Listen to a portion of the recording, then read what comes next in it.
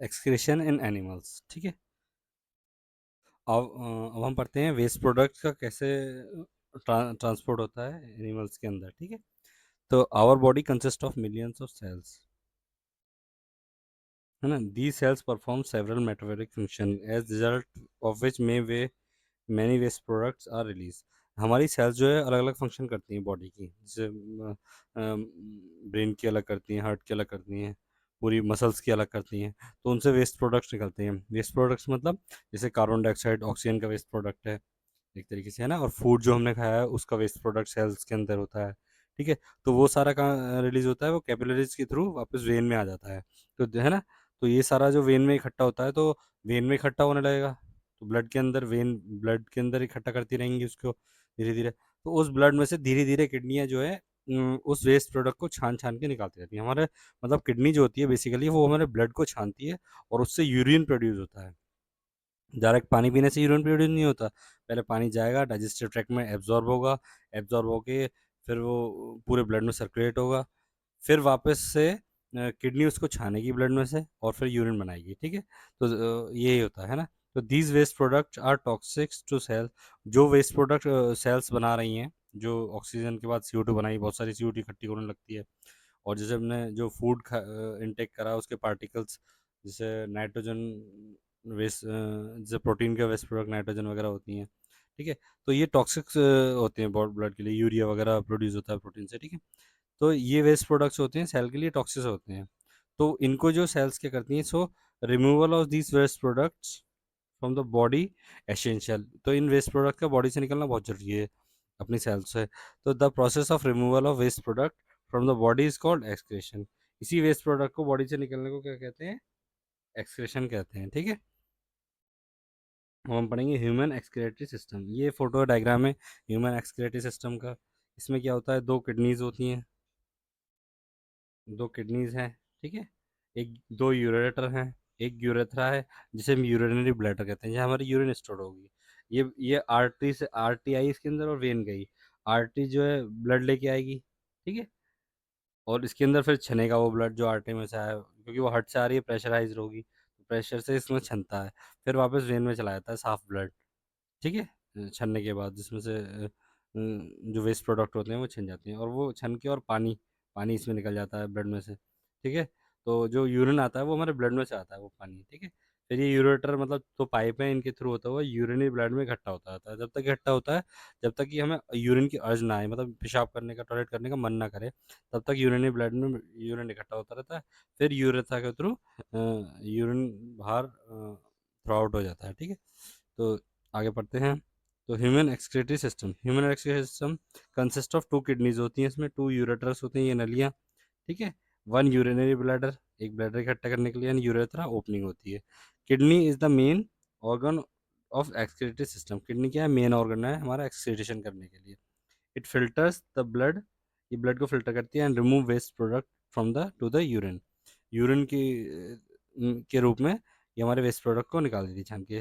The useful substances in the blood are absorb from the kidney, filtrate and pass back into blood. Kidney क्या करती है, जब urine को बना रही होती है, जब हमारे ब्लड को साफ कर देती है, तो कई बार काम की चीज़ें भी पास आउट कर देती है, लेकिन यूरिन उससे, किडनीज जो होती हैं वो वापस उसे ब्लड में कर देती है। चलो ये डिटेल वाली बात है। The urine is transported from kidneys through ureter and get stored in the urinary bladder.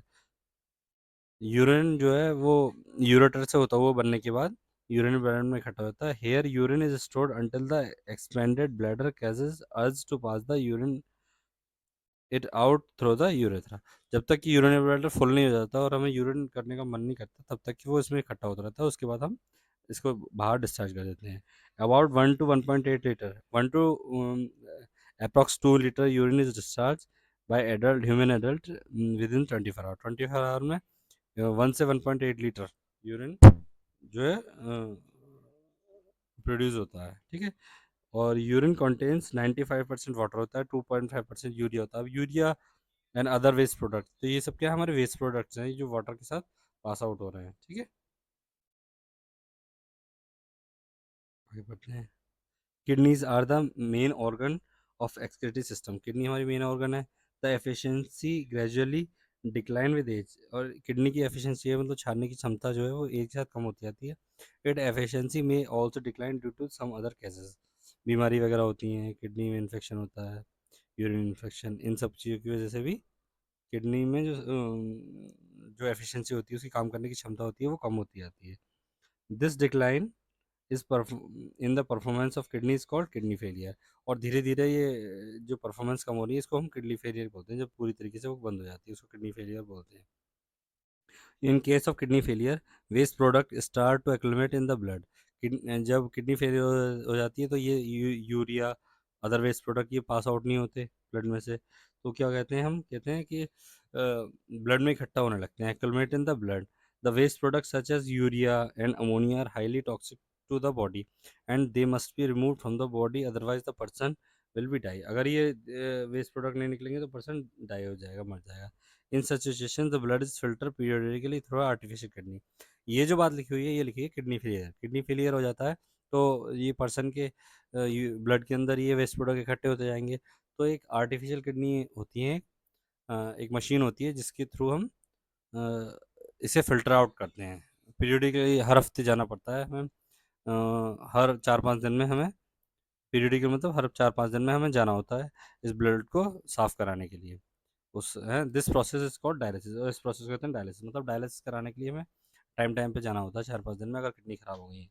Sweating is another way of ये तो हो गया ब्लड को साफ़ करना। स्वेटिंग भी एक्सक्रीशन है। स्वेटिंग भी एक एक्सक्रीशन क्या है, कुछ वेस्ट प्रोडक्ट हैं जैसे सॉल्ट है, ये सब जो है ये हमारी स्किन ही फिल्टर आउट कर देती है ब्लड में से। तो sweating is the another way of excretion which remove the water and salt in the form of sweat. पसीने के रूप में जब सॉल्ट को और वाटर को बॉडी निकालती है ठंडा करने के लिए शरीर को, और एक्सेस सॉल्ट को निकालती है, तो इसको हम स्वेटिंग बोलते हैं, है ना। Sweating also keep down our body temperature. Sweater वही मैंने बताया, बॉडी को ठंडा करता है sweating. Drops of sweat evaporate from the skin and provide a cooling effect to the skin. जो पसीने की बूंदें हैं जो इवेपोरेट होती हैं वो निकलने के बाद स्किन पे से, उससे हमारी स्किन कूल डाउन होती है। ठीक है, सॉरी। अब हम पढ़ेंगे transport of substance in plant. Plant के अंदर किस तरीके से सब्सटेंस ट्रांसपोर्ट होते हैं। तो मेनली प्लांट के जो सेंटर वाला पार्ट होता है, जो उसका ट्रंक होता है, जो उसका मेन तना होता है स्टेम, उसके सेंटर में ट्यूब्स होती हैं छोटी छोटी, जिनको हम जाइलम और फोइलम कहते हैं। उनसे जाइलम से हमारा वाटर ट्रांसपोर्ट होता है, फोइलम से हमारा जो उसके लीव्स के अंदर, प्लांट का फूड लीव्स में ही तो बनता है फोटोसिंथेसिस की वजह से। तो जो फूड होता है वो लीव्स से मिलता है प्लांट को, और जो वाटर होता है वो वाटर और मिनरल्स जो होते हैं वो रूट के थ्रू जाते हैं। तो रूट के थ्रू जाइलम की वजह से जाते हैं, और फोइलम की वजह से फूड ट्रांसपोर्ट होता है। ठीक है, अभी पढ़ते हैं डिटेल में। Roots of the plants absorb water and it is transported to all parts of the plants. Root क्या करती हैं, वो वाटर को और मिनरल्स को एब्जॉर्ब करती हैं और पूरे प्लांट के सारे पार्ट में पहुंचाती हैं। Similarly leaves of the plant photosynthesis to prepare the food, जैसे कि मैंने बताया था लीव्स में फोटोसिंथेसिस होता है, फूड प्रिपेयर होता है, and this food is transported to all parts of the plant. और वो लीव से पूरे प्लांट के सारे पार्ट्सों में, जड़ों में, तनों में, फूल वगैरह में, सब में फूड पहुंचता है। Now the question arise, how does the transportation of the substance take places. अब क्वेश्चन आया कि कैसे ट्रांसपोर्ट होता है ये। तो unlike animals, plants do not have a circulatory system to transport various material. Heart वगैरह नहीं होता है प्लांट्स के अंदर, एनिमल्स की तरह हर्ट वगैरह या ट्रांसपोर्ट वेसल्स नहीं होती है। मतलब वेसल्स तो होती हैं अलग तरह की, लेकिन सीधे सर्कुलेटरी सिस्टम नहीं होता है। इंस्टेड मतलब इसकी बजाय दे हैव स्पेशलाइज्ड टिश्यू या group of cells that help the transport of food, minerals and water. तो स्पेशलाइज्ड सेल्स होती हैं जो ट्रांसपोर्ट कराती हैं। The tissue that helps that transport of substances in plant is called vascular tissue. इनको क्या बोलते हैं, वेस्कुलर टिश्यूज बोलते हैं।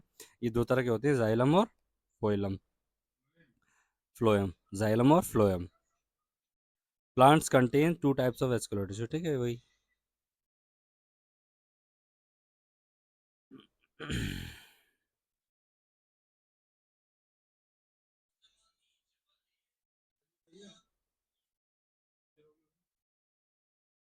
Okay, transportation of water and minerals कैसे ट्रांसपोर्ट होता है। The roots of the plant possess roots, plant के रूट्स में क्या क्या होता है, मैनी थ्रेड लाइक स्ट्रक्चर होते हैं। रूट जो होती है ना, वो स्लिम होती जाती हैं, एक रूट, उससे फिर प्राइमरी रूट, फिर सेकेंडरी रूट, फिर टर्शरी रूट, रूट फाइबर्स निकलते हैं। तो ये जो रूट फाइबर्स होते हैं, जो सिंगल, ये रूट का एक पार्ट है, इसमें से एक फाइबर निकला हुआ दिखाया है। तो इसमें डायरेक्ट एब्जॉर्बेशन होता है एयर, वाटर एंड मिनरल्स का, है ना। तो these structures are called root hair, इनको रूट हेयर बोलते हैं, जैसे ये है, ये छोटे छोटे दिखाए हैं इसमें, ठीक है। They helps to increase the absorption of water and minerals from the soil by increasing the surface area। बहुत सारे रूट एयर्स मतलब बहुत सारा सरफेस एरिया, बहुत सारा एब्जॉर्ब करने की क्षमता। The absorb the absorb water along with the minerals is transported upward with the help of xylem tissue।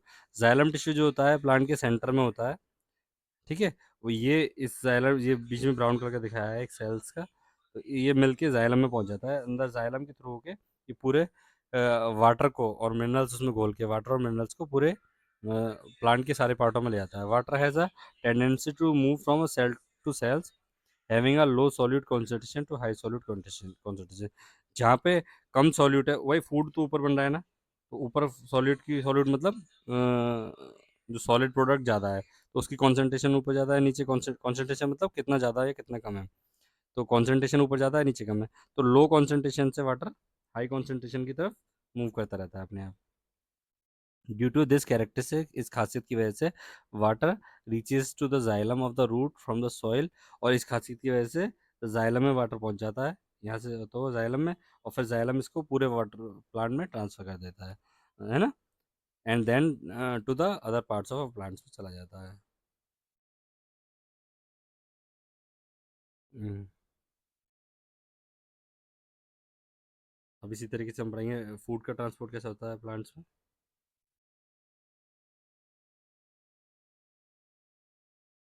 तो transportation of food, the food synthesized by leaves in is transported in the soluble form to the all parts of the plants by another vascular tissue called phloem।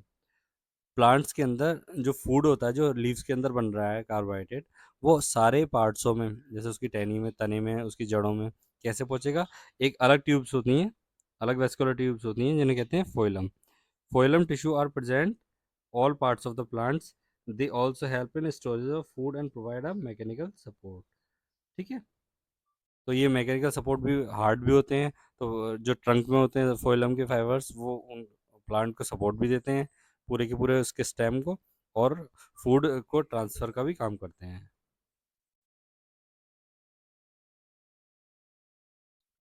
Transpiration, transpiration क्या होता है, most of the water,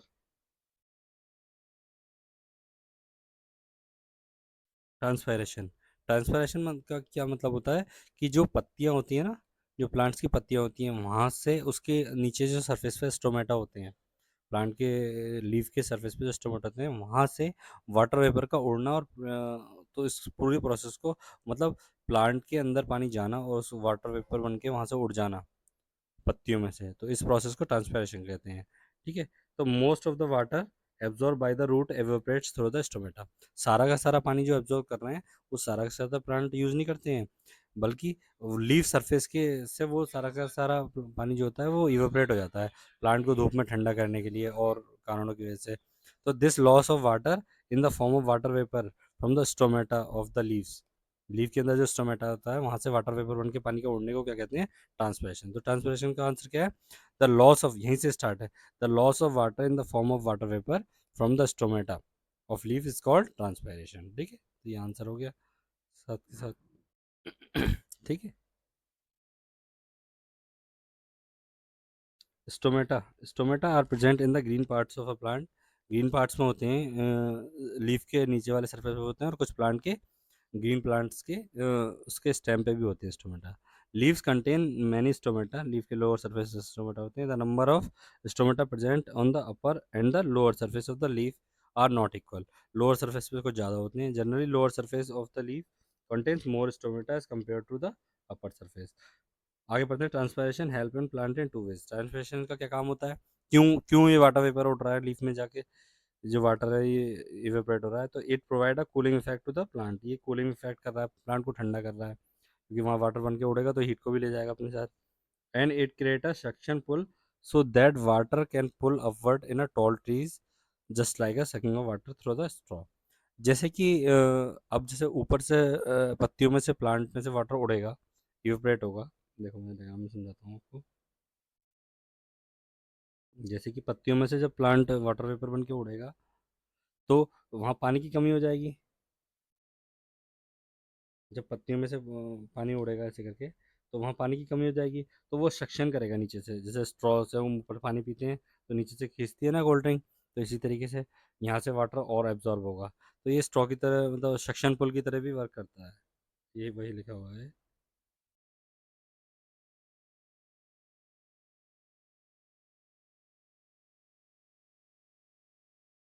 Other factors that enhance the transpiration will also result in increase in absorption of water through the roots। ठीक है। Other factor भी है जो water के absorption को इंक्रीज कराते हैं। These factor include high temperature, जब गर्मी ज़्यादा होती है तो ज़्यादा ट्रांसपरेशन होता है। लेस ह्यूमिड, पानी की जब ह्यूमिडिटी हवा में कम हो तो भी ज़मीन में से पानी खींचेगा प्लांट। और ड्राई कंडीशन, ये सारी कंडीशन है जो जिससे और वाटर वेपर वाटर जो है एब्जॉर्ब होता है प्लांट प्लांट की जड़ों में। तो ठीक है, ये चैप्टर कंप्लीट हो गया है। थोड़ी सी ये इंपॉर्टेंट टर्म्स पढ़ लेते हैं, समझ लेते हैं।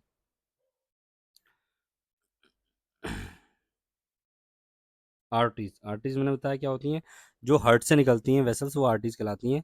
और मोस्टली क्या होती है, सारी आर्टरी ऑक्सीजनेटेड ब्लड रखती हैं। केवल एक पल्मो अलग से याद कर लो, पल्मोनरी वर्ड लग गया ना तो उल्टा बोल देना कि आर्टरीज में ऑक्सीजनेटेड ब्लड होता है लेकिन पल्मोनरी आर्टरीज में अनऑक्सीजनेटेड ब्लड होता है। ठीक है। तो अब blood vessels carries oxygen rich blood from heart to various part of the body is called artery. ऐसी वेन, वेन क्या होती है, अब blood vessels that carry carbon dioxide rich blood to the heart, जो वापस हार्ट की तरफ carbon dioxide rich blood लेके आ रही है, अनऑक्सीजनेटेड ब्लड लेके आ रही है, वो क्या होती है, वेन क्या होती है। और इसी में याद कर लो, पल्मोनरी वेन क्या होगी, उल्टा कर दो। क्या नाम है कि जो है जो ऑक्सीजनेटेड ब्लड हार्ट की तरफ लेके आ रही है वो पल्मोनरी वेन होगी। पल्मोनरी वर्ड लगती है, उल्टा कर देना आप। कैपिलरीज क्या होती हैं, a fine blood vessels which help in the gaseous section in tissue. जो जब जहाँ आर्टरी और वेन मिलती हैं वहाँ कैपिलरी होती है, पतली पतली वेसल्स होती हैं।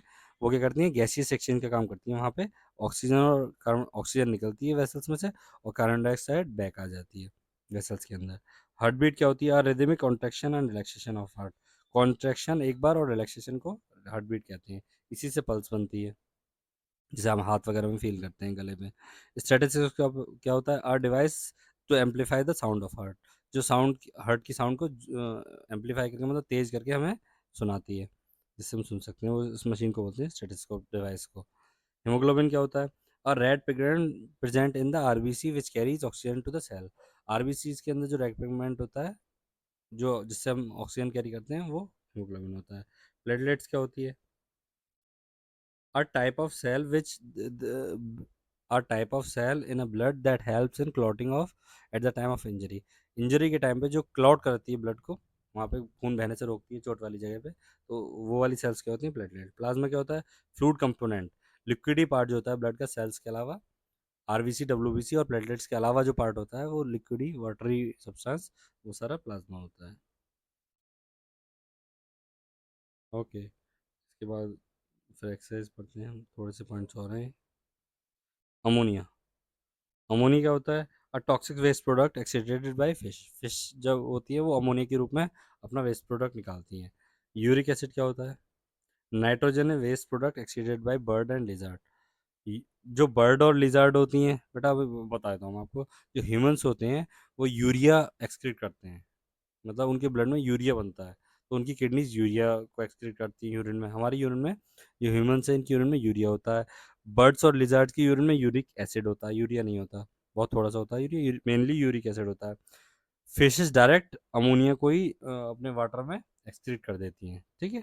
तो ये तीनों के वेस्ट प्रोडक्ट के नाम हो गए। डायलिसिस क्या होता है, वही जब अपनी किडनी वर्क ना करें तो हम आर्टिफिशियल किडनी से जब ब्लड को में से वेस्ट प्रोडक्ट रिमूव कराते हैं, तो artificial kidney which is use to remove the waste product while the kidney fail. जब किडनी फेल हो जाती है तो आर्टिफिशियल किडनीज जो होती हैं उस प्रोसेस को, ब्लड को साफ कराने को क्या बोलते हैं, डायलिसिस। जाइलम क्या होता है, vascular tube which carry water and nutrients from the root to leaf. Root से, रूट में से वाटर को एब्जॉर्ब करा के और मिनरल्स को एब्जॉर्ब करा के न्यूट्रिएंट्स को लीफ या अदर पार्ट्स तक पहुंचाने के लिए जाइलम होता है टिश्यू। वेस्कुलर टिश्यू प्लांट्स के अंदर। फोइलम क्या होता है? A vascular tissue which carry a food to a various parts of plant. Leave से प्लांट के अलग अलग पार्ट्स में जो फूड पहुंचाता है वो फोइलम होता है।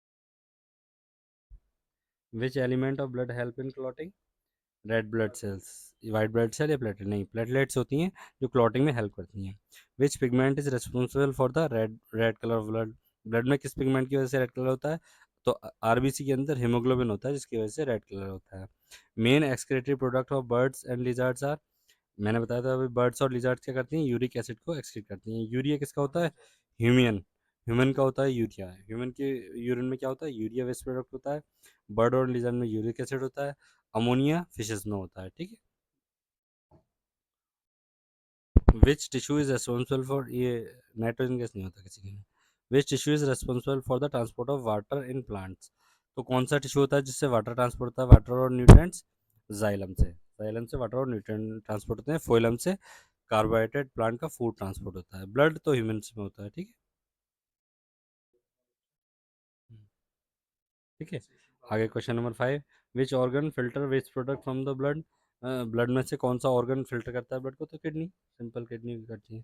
Which type of cell fight against the germ that enter our body and protect us from the disease? जैसे कि मैंने बताया था, रेड ब्लड सेल्स तो कलर्स ऑक्सीजन ट्रांसपोर्ट करती है। वाइट ब्लड सेल्स जो होती हैं जो जर्म्स एंड बॉडी में बैक्टीरिया वगैरह जो एंटर करती है उनसे उनको मारती है, उनको फेगोसाइटिस खाती हैं, किल करती हैं। एंड फेगोटाइसिस मतलब, फेगोसाइटोसिस मतलब उनको खाती है, उनको डाइजेस्ट करती है और हमें प्रोटेक्ट करती हैं जर्म से, ठीक है। तो वाइट ब्लड सेल्स होती हैं, है ना। प्लाज्मा तो वाटर कंटेंट होता है। प्लेटलेट्स क्या होती हैं? ये हमारा ब्लड को कहीं चोट लग जाती है तो वहाँ पे क्लॉटिंग का में हेल्प करती है, ठीक है। अब ट्रू फॉल्स पढ़ते हैं।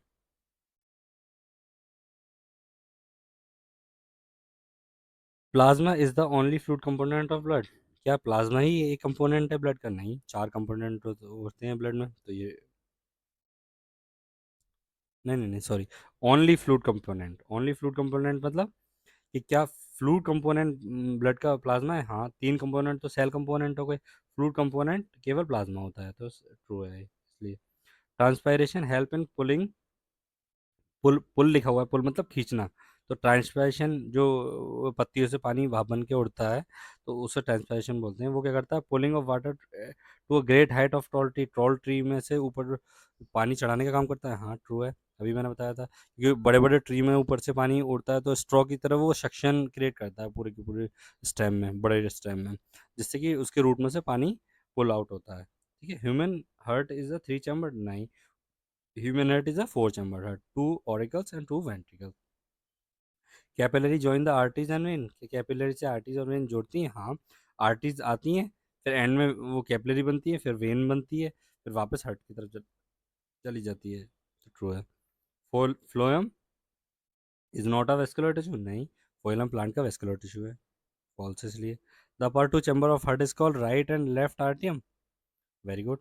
राइट और लेफ्ट आर्टिया बोलते हैं अपर टू चैम्बर्स को, लोअर टू चैम्बर्स को बोलते हैं वेंट्रिकल्स।